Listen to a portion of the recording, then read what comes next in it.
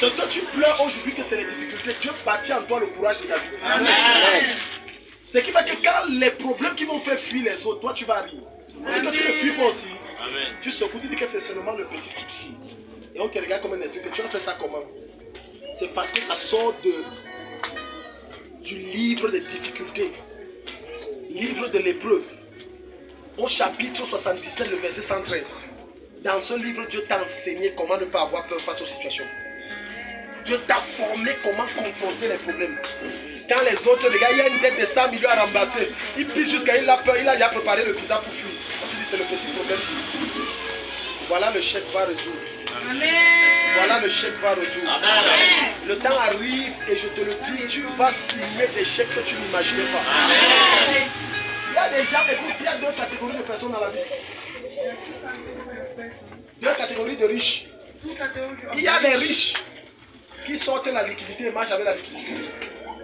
Mais il y a les riches dont c'est leur but qui est la liquidité. Amen. Eux, ils ne parlent qu'en Amen. termes de signature de chèque. Amen.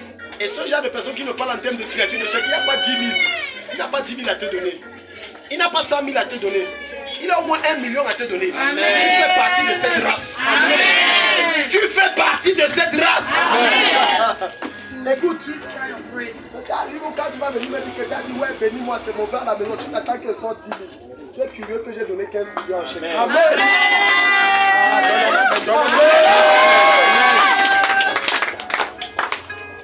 Il y a un argent que tu donnes à quelqu'un, il voit le chèque.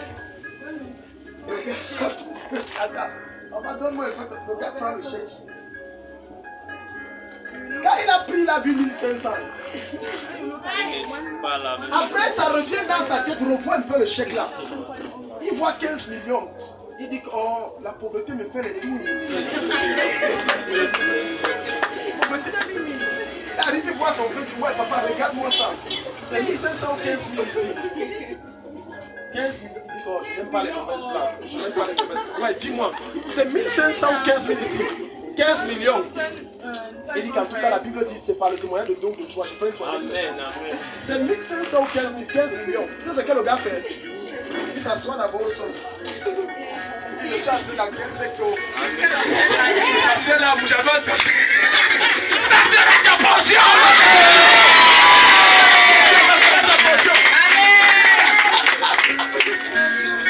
Alléluia! Regarde, un jour j'ai vu une télé-réalité d'un homme de Dieu à Yaoundé. Le gars descend dans les rues. Il interviewe les femmes qui se battent et il les soutient. C'est-à-dire il donne de l'argent pour les encourager. Il cause avec la femme, il ne fait que manger les bananes de la femme manger. Il dit que oui, ton capital là, ça peut faire combien? Et moi ça d'abord que l'histoire c'est bizarre. Il continue à insister. Il dit bon, si tu as même 20 000, si tu as même si... Il finit de manger les bananes, il n'a même pas payé les bananes. Il a retiré un paquet d'argent, il a dit que bon, c'est pour toi. Amen. Attendez. La dame l'a dit que elle faisait son maïs. En tout cas, moi j'ai appris que l'argent facile dans la vie. La pauvreté a tellement colonisé l'esprit de quelqu'un que quand on lui donne un certain montant, son esprit a peur. Non, faux. C'est-à-dire que vous dites que c'est bien fait l'argent. Je te dis la vérité, si on te sauve 20 millions ici, tu vas t'écrouler. On t'amène d'abord à l'hôpital central pour te réveiller. Ton esprit n'est pas prêt, tu as peur. Tu as peur. J'ai déjà vu on donne un certain montant à quelqu'un, ça même ça. Il n'y a aucun démon. Ce n'est pas un esprit. C'est que le genre de montant là, il ne connaît pas, il n'est pas habitué à ça. C'est quoi que tu donnes comme ça? Dieu va te frustrer avec un montant que tu donnes. Et je déclare que quand ça va descendre, tu ne vas ni trembler ni avoir peur. Au nom de Jésus. Vraiment. Alléluia. 15 millions, c'est ta portion au nom de Jésus. Prends le dernier cas. Oh, ils sont nombreux. Prends le dernier combat. Arrêtez là. Prends le dernier cas. Dernier cas. David était dans un endroit bien protégé. Et à ce moment-là, il y avait un groupe de Philistins à Bethléem. David a eu tout à coup un désir. Il a eu tout à coup quoi? Un désir. Il a eu quoi? Un désir. Ensuite, regardez, suivez ça. On est en train de finir le message. Suivez. Il a demandé Il a demandé qui m'apportera à boire de l'eau qui m'apportera à boire de l'eau. de la citerne située à la porte de De Bethléem.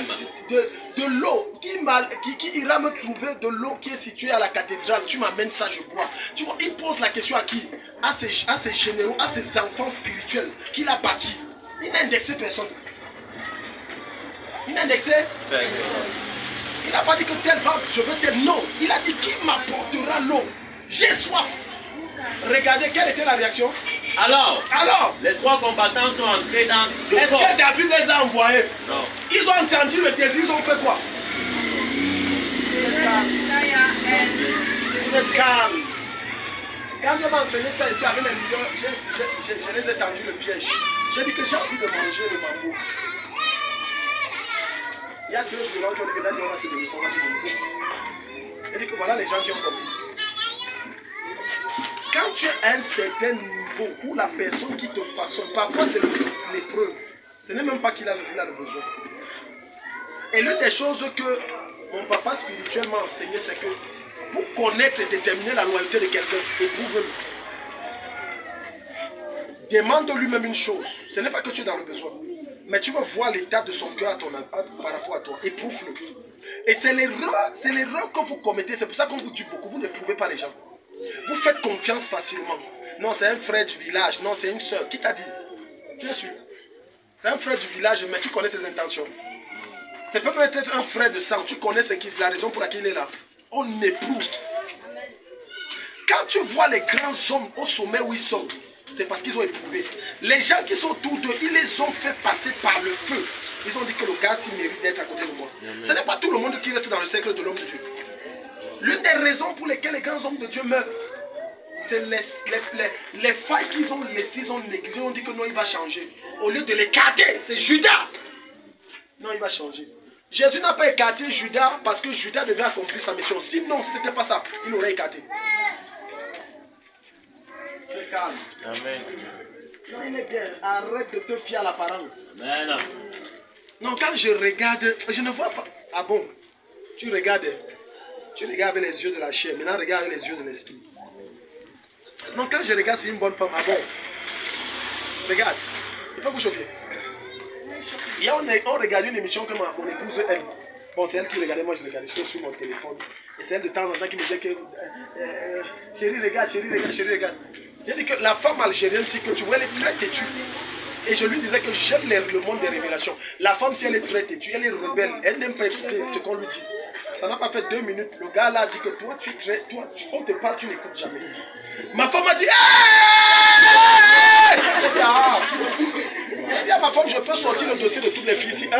Je vous sors les dossiers. Toi, tu es comme ça. Elle a dit, hé, Titi, hé. Elle dit que je peux sortir les dossiers ici. Ne regarde pas avec les yeux physiques. Non, il est comme ça, ça ne veut rien dire. Même Satan prend l'ange de lumière. Même Satan devient un ange de lumière.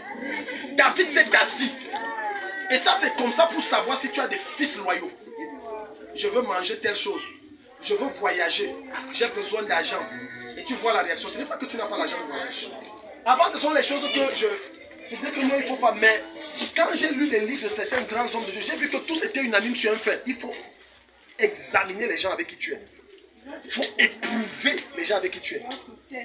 Quand quelqu'un prend un truc qui te donne et son attitude change, mets-le de côté. Fais comment? Je disais à ma femme que je suis devenu strict. Tu fais comme ça, je te dégage. Je ne blague pas. Parce que la lutte où Dieu va avec moi, je ne suis plus au niveau où je vais te donner une seconde chance. Sinon, je vais aller en arrière. Jésus était très strict. Vous lisez mal vos Bibles. Tu te rends compte que Jésus marche comme ça. Il a les disciples. Il dit attendez, vous tous là. Celui qui n'est pas avec moi est contre moi. Tu prends ta route, tu fais comment? C'est une parole dure, non? C'est dur, c'est une parole douce. Comment tu viens, tu me dis celui qui n'est pas avec moi est contre moi? Tu ne dis pas que celui qui n'est pas avec moi, tu pas. Tu dis seulement tu es contre moi. Contre toi, ça veut dire je suis ton ennemi. Vrai ou faux? Après, on continue à marcher. Jésus dit que, il a dit tellement. Il dit, ok, Celui qui ne mange pas ma chair, vous vous rendez compte? J'arrive ici. Il dit, hey, si vous ne mangez pas ma chair, vous ne buvez pas mon sang, vous n'êtes pas digne de moi. Vous n'allez même pas l'avoir entré au ciel. C'est une parole facile. Aujourd'hui, tu vois que c'est facile parce qu'on t'a donné l'interprétation. Mais à l'époque, quand tu examines les écrits de Jésus, ce qui a fait la réussite de son ministère était strict. David s'est assis, il a dit, je veux boire l'eau. Oh, ce qu'il demande n'est pas chose facile.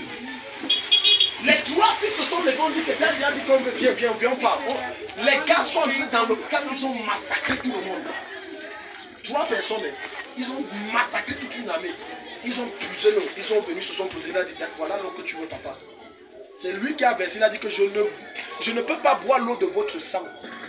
Parce que c'est au risque de vos vies que vous êtes partis chercher ça.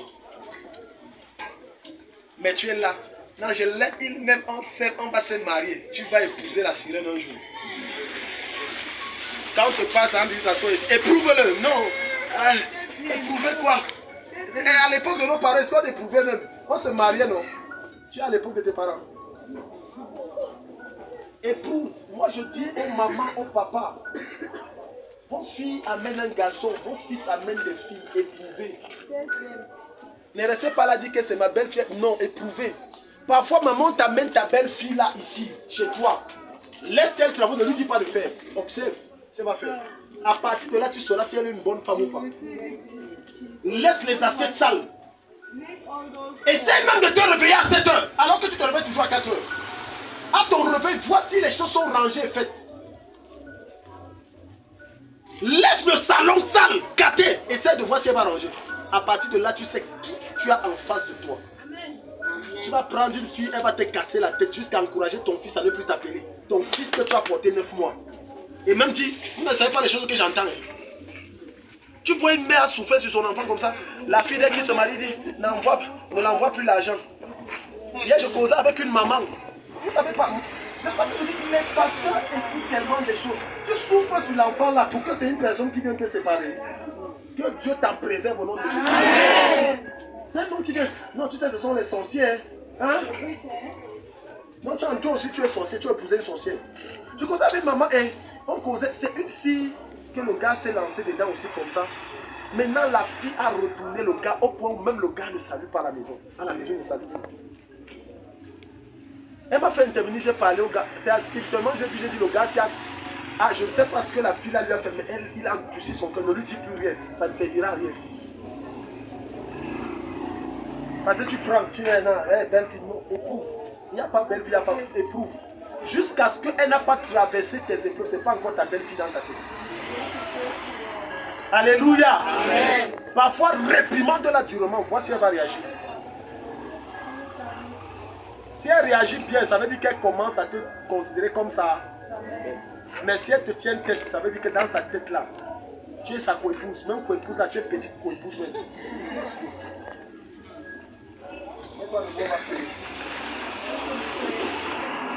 Alléluia.